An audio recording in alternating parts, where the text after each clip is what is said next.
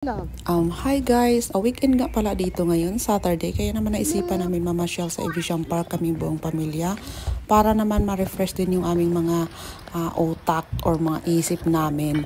At kaya yan siya guys, yan yung little town ng Evision Park. Kompleto din siya dyan guys, may mga little market sila dyan, may mga vegetables, may mga damit.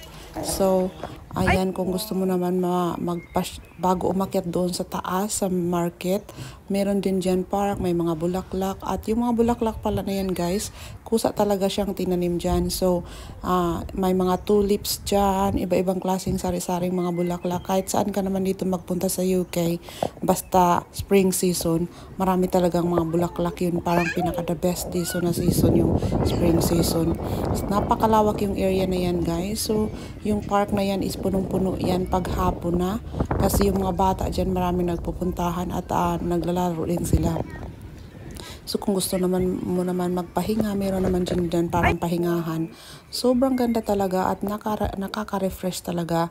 Pwede naman din after yung mga ganyan na dyan ka mamasyal, pwede naman din after nyan. Punta ka naman sa ibang lugar, kahit saan ka magpunta, marami pa rin bulaklak basta spring season.